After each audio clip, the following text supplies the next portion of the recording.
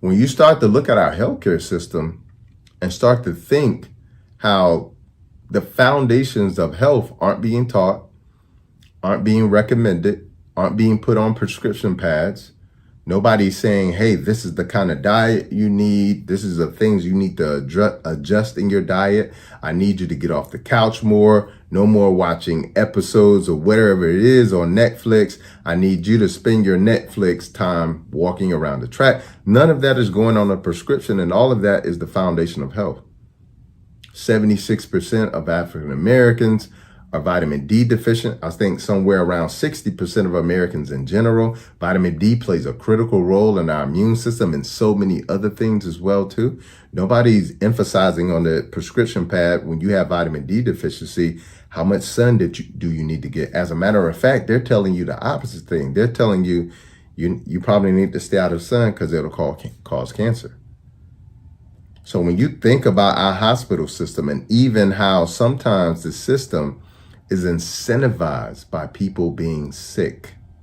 Okay, we saw that during the pandemic, how when people came into the hospital, the hospital system was incentivized.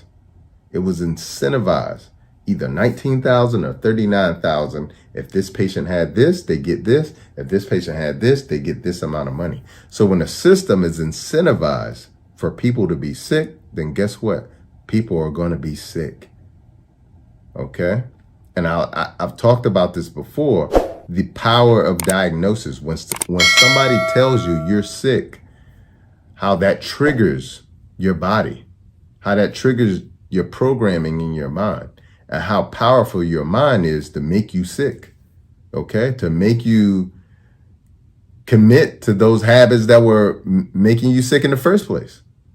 So it's hugely important to understand that our hospital and healthcare system is a huge part of the system that is keeping us sick too, because it's not a system that is based on health. It's a system that's based on sickness. Okay.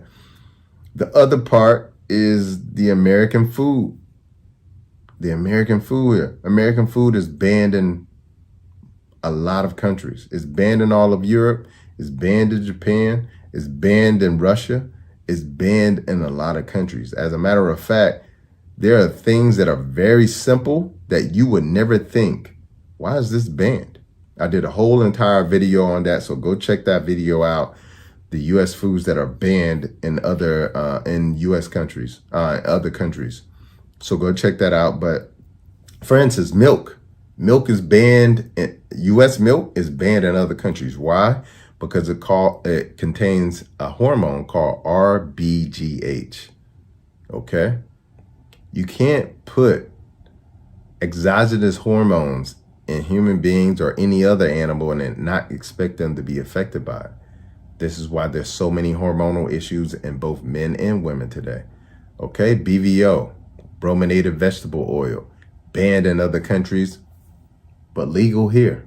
Okay? Azodicarbonamide, okay? It's put in bread. It's banned in the AU. It's banned in Australia, okay? It's been shown to cause kidney and thyroid cancer, okay? Subway uses it in their bread, no problem. It's quite often in their bread, okay? So it's hugely important to understand that it's used as a bleaching agent, but yeah, it causes cancer, okay? It causes a whole lot of digestive issues. And that's most American bread has not only that chemical, but potassium bromate as well too. And sugar, high fructose corn syrup in most cases. I can go down a whole list of chemicals that are in bread that are not in bread in other countries. So that's banned in most fish banned in other countries. Farm raised salmon banned in other countries. Most children's cereals in America are banned in other countries. Okay? Arsenic in chicken feed. This is not only that reason why American chicken is banned in other countries, but they also cleanse and rinse the chicken with chloride. Okay? Which is a carcinogen. Okay? And they put arsenic in the chicken feed as well too. All right? So American chicken is banned in other countries. All right. Pork, they put ractopamine in the feed as well too, which is another toxin. Glyphosate, in countries in the EU, that means that's 28 countries in Europe, Russia, China, Japan. Genetically modified foods are banned. Did you know genetically modified foods represent 80% of all processed foods here in America? Let me explain what a processed food is. If you get anything in a box, bag, can, jar, anything that's not a whole food, 80% of the time it's genetically modified. And 92% of the time if it's corn, and 94% of the time if it's soy. And most things have corn and soy in them. Okay, so it's hugely important to understand that all of these chemicals that are in the food, that are in the environment, they are approved by the FDA, which is a governmental agency. They are approved by the EPA, which is a governmental agency. So it's hugely important to know and understand that we have a food system, a food industry here that is monitored by the government, but allowed to poison us. And this is why we're so sick, okay? And then the last thing is big pharma, when you start to think about it. Every year, drugs are approved, year after year, as if it's just candy. And I'll tell you, there isn't a drug that actually heals anybody. You have to remember what the definition of true healing is. It's not treatment. Treatment is the removal of symptoms. Treatment is the manipulation of biochemistry. Healing is the correction of biochemistry. Healing addresses the cause, which addresses the symptoms. Huge difference between the two. There's not one drug that has ever been approved, including antibiotics. Okay, they remove the symptoms. And let me explain why.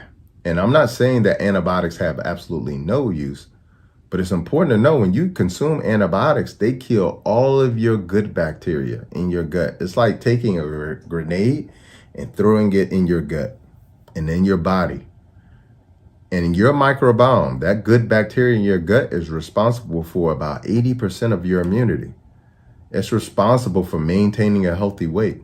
It's responsible for 90% of serotonin, which is a happy molecule that keeps you from being depressed.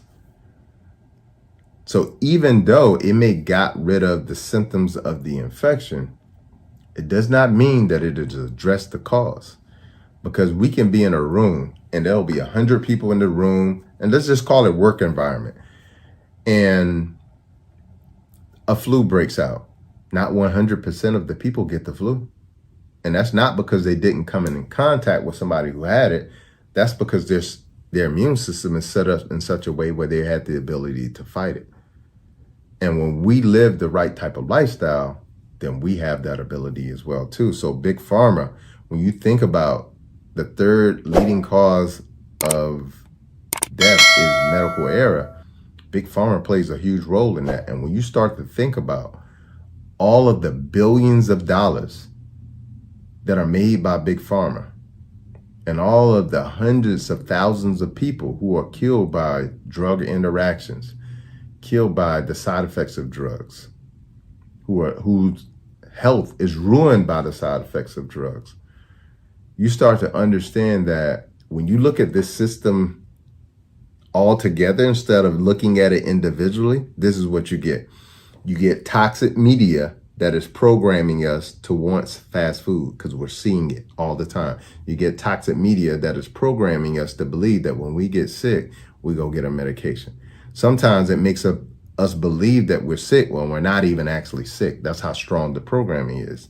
That toxic media promotes toxic food consumption. So now we're eating foods, ice cream, hamburgers, fries, creamy pasta, whatever it may be. We're eating tons of toxic food that is helping to disintegrate our health. Okay? That creates disease. Okay?